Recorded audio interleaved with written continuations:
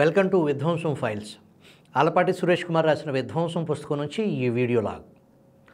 Polavaram project నిర్మాణంలో ఎదురైన దెబ్బల్లో guide bund కుందిపోవటం అన్నది చిన్న దెబ్బ. నిజానికి దీనికన్నా పెద్ద ఎదురు దెబ్బలు చాలా ఉన్నాయి.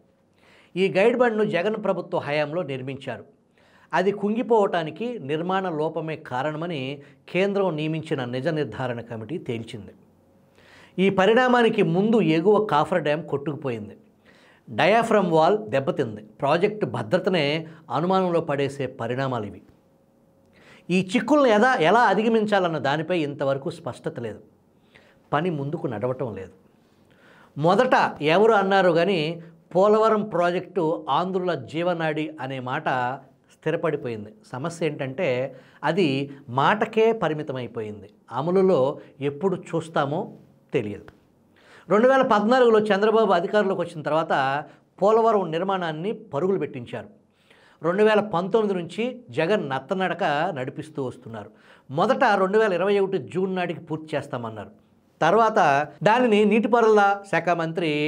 అప్పటి నీటిపారుదల శాఖ మంత్రి అనిల్ కుమార్ 2021 డిసెంబర్కి తీసుకెళ్లారు.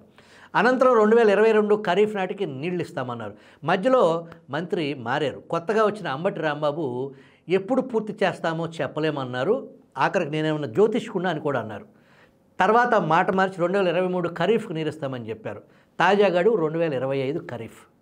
గోదావరి నదిపై పోలవరం ప్రాజెక్టు నిర్మాణానికి బ్రిటిష్ జమానాలో మొదటిసారి 1941లో సొంటి రామ్మూర్తి అనే చీఫ్ ఇంజనీర్ నేతృత్వంలో సర్వే జరిగింది. అప్పటి నుంచి ఆంధ్రులు పోలవరం కోసం ఆశగా ఎదురు చూస్తూనే ఉన్నారు. 1980లో అప్పటి ముఖ్యమంత్రి టంగుటూరు అంజయ్య ఈ ప్రాజెక్టుకు శంకుస్థాపన చేశారు. వైఎస్ రాజశేఖర రెడ్డి వచ్చిన తర్వాత ముందు కాలువల నిర్మాణం ప్రారంభించారు. అనుమతుల తర్వాత సంపాదించారు.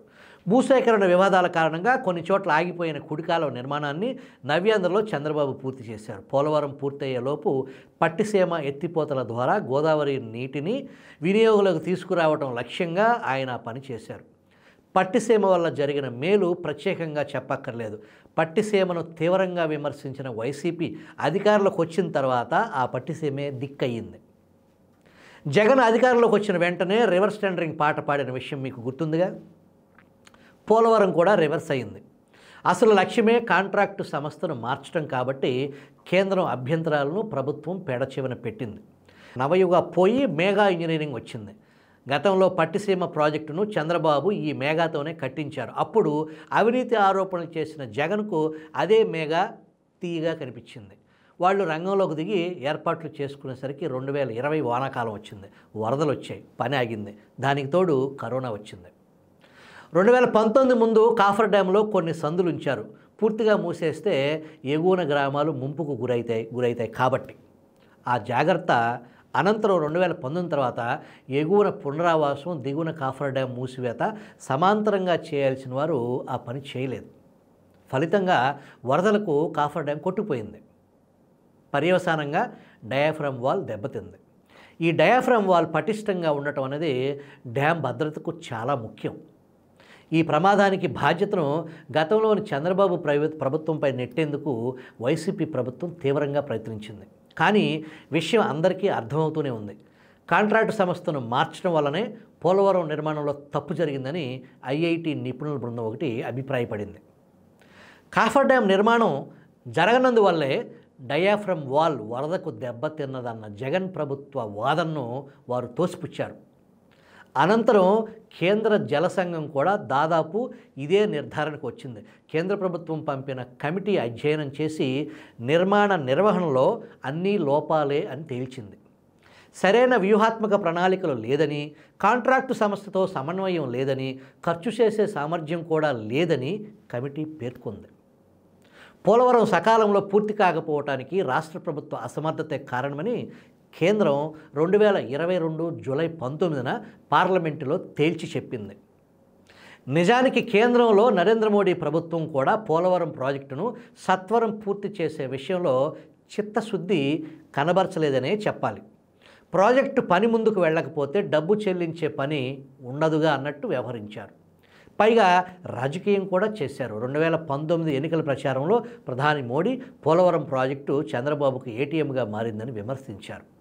తర్వాత ఆయన క్యాబినెట్లోని జనవనరుల శాఖ మంత్రి పోలవరం ప్రాజెక్టులో ఏమాత్రం అవినీతి లేదని పార్లమెంటు సాక్షిగా ప్రకటించారు. ప్రతిపక్షంలో ఉండగా జగన్ కూడా పోలవరంలో భారీ అవినీతి జరిగిందన్నారు. ఉమ్మడి రాష్ట్రంలో ప్రతిపాదించిన పోలవరం ప్రాజెక్టు అంచనా వ్యయం రాష్ట్ర విభజన తర్వాత పెరిగింది. టీడీపీ ప్రభుత్వ హయాంలో 2017-18లో 57,297 కోట్ల అంచనా వ్యయం ఖరారు చేశారు. ఈ పెరుగుదలకు కారణం 2013లో వచ్చిన కొత్త భూసేకరణ చట్టం. ఈ చట్టం కింద పునరావాసం, సహాయ చర్యలు వ్యయం భారీగా పెరిగాయి. ఈ పెరిగిన అంచనా వ్యయాన్ని కేంద్ర జలశక్తి శాఖ కింద పనిచేసే సాంకేతిక సలహా కమిటీ ఆమోదించింది కూడా.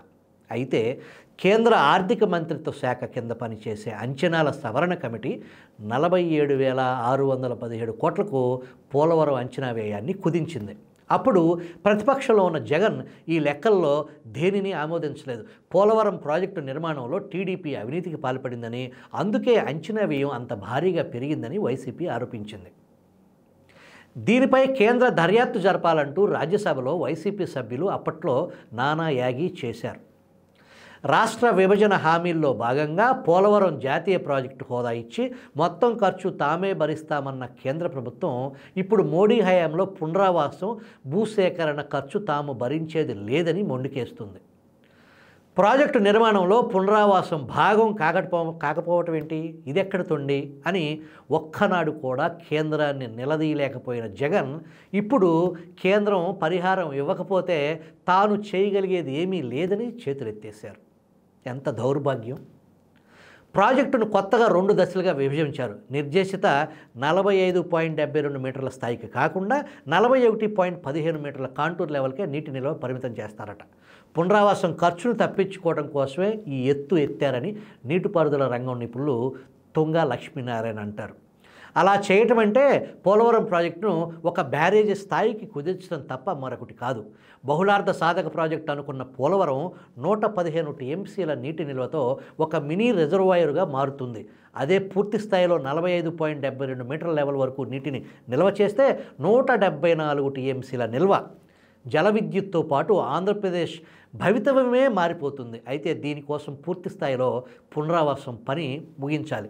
ముందు ఆమోదం తెలిపిన విధంగా కేంద్రం నుంచి నిధులు రాబట్టడంపై దృష్టి పెట్టకుండా పునరావాసం బరువు తగ్గించుకోవటం కోసం జగన్ ప్రభుత్వం పోలవరం ప్రాజెక్టు భవిష్యత్తును అంధకారంలోకి నెడుతుందని లక్ష్మీనారాయణ అభిప్రాయం. ప్రతిపక్షంలో ఉండగా ఇదే జగన్ పునరావాసంపై పెద్ద మాటలు చెప్పారు. ఆనకట్ట కడితే సరిపోతుందా? ముంపులో సర్వం కోల్పోతున్న వారు పూర్తిగా తృప్తి చెందే విధంగా పరిహారం చెల్లించాలి. ఇప్పుడు చెల్లిస్తుంది సరిపోదు. కులవృత్తులు దెబ్బతినకుండా, సంస్కృతి సాంప్రదాయాలు దెబ్బతినకుండా మంచి ఆహ్లాదకర వాతావరణంలో పునరావాసం ఏర్పాటు చేసి వారిని అక్కడికి తరలించాలి అని జగన్ చెప్పారు. తాను అధికారంలోకి వస్తే ముంపు బాధితుల కుటుంబాలకు అదనంగా 10 లక్షల రూపాయల పరిహారం చెల్లిస్తామని వాగ్దానం చేశారు. అధికారంలోకి వచ్చిన తర్వాత దానిని నిలుపుకోలేదు. పోలవరంలో టీడీపీ చేసిన అవినీతి ఏమిటో బయట పెట్టలేకపోయారు. పునరావాసం నిధులు ఇచ్చి తీరాల్సిందని కేంద్రాన్ని నిలదీయలేకపోయారు. పోనీ తామే స్వయంగా పరిహారం చెల్లించేందుకు సిద్ధపడ్డారంటే అది లేదు. తమకు గ్యారంటీగా మళ్ళీ అధికారం సంపాదించి పెడతామనుకుంటున్న ఉచితాల కోసం వచ్చిన డబ్బులు వచ్చినట్టు ఖర్చు పెడుతున్నారు. పోలవరం పూర్తి చేద్దామన్న ధ్యాస లేకపోయింది. ఆంధ్రులకు బంగారు భవిష్యత్తు తెచ్చిపెట్టగల పోలవరం ప్రాజెక్టు తాయిలాలతో పోటీ పడలేకపోయింది. ఓట్ల రాజకీయంలో పోలవరం ఓడిపోయింది. ఇప్పుడు ప్రాజెక్టును 41.15 మీటర్ల లెవెల్కి పరిమితం చేయటం అంటే పోలవరం నిర్వాసితులను వారి కర్మకు వారిని వదిలేయటం అన్నమాట. ప్రతి ఏటా వర్షాకాలంలో వారు చెప్పరాని ఇబ్బందులకు గురవటం అన్నమాట. అలా ఎన్ని ఏళ్ళు ఇబ్బందులు పడతారో కూడా తెలియదు. ప్రభుత్వం నుంచి స్పష్టమైన హామీ ఉండదు. ఎన్నో తరాలుగా ఉంటున్న సొంత ఊరిని, తమ బతుకుల్లో భాగమైన చెట్టు పుట్ట, భూములు, ఇళ్ళు అన్నిటినీ ఆంధ్రుల విశాల ప్రయోజనాల కోసం వదిలిపెట్టి అగమ్యగోచరమైన భవిష్యత్తులోకి తరలి వెళ్లేందుకు సిద్ధపడ్డ ఆ లక్షలాది మంది అభాగ్య గ్రామీణుల పట్ల జగన్ నేతృత్వంలోని ప్రభుత్వానికి ఉన్న సహానుభూతి ఎంత గొప్పదో మీరే చూడండి.